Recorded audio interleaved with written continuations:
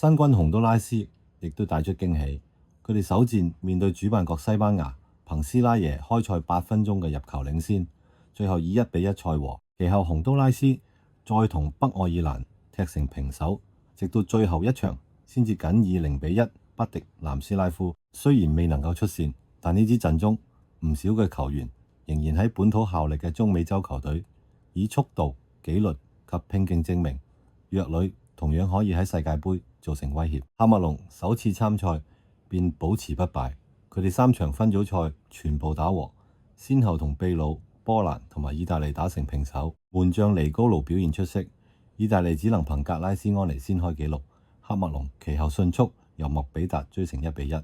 兩隊最終同得3分，得失球差亦相同。意大利僅因入球較多而晉級。喀麥隆雖然出局，卻以穩健防守令世界睇到非洲足球嘅潛力。北愛爾蘭同樣成為第一階段嘅焦點，佢哋喺華倫西亞面對東道主西班牙，必須取勝先至能夠確保出線。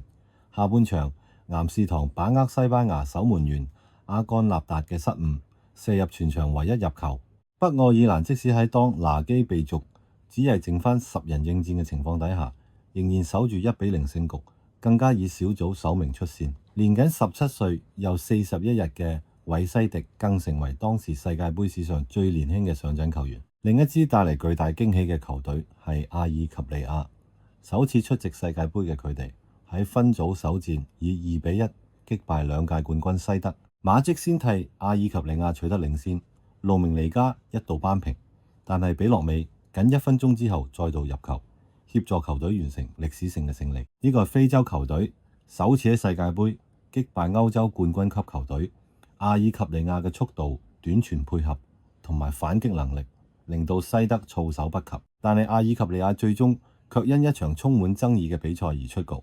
小組最後一戰，西德同奧地利喺基航交手，兩隊喺比賽之前已經清楚，只要西德小勝1球，便可攜手晉級，將早一日完成賽事嘅阿爾及利亞淘汰。西德由荷巴殊早段入球之後，雙方幾乎停止進攻，球員喺中後場不斷互相傳球，睇台上面嘅觀眾高喊阿爾及利亞，甚至揮動鈔票，諷刺賽事可能早有協議。西德最終以1-0取勝，兩隊一同出線。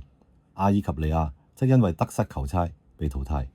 事件被稱為基航之恥。國際足協其後改例，規定小組最後一輪必須同時開賽。匈牙利對薩爾瓦多嘅比賽亦都創下紀錄。匈牙利以10-1大勝，成為世界盃決賽周首次有球隊單場攻入雙位數入球。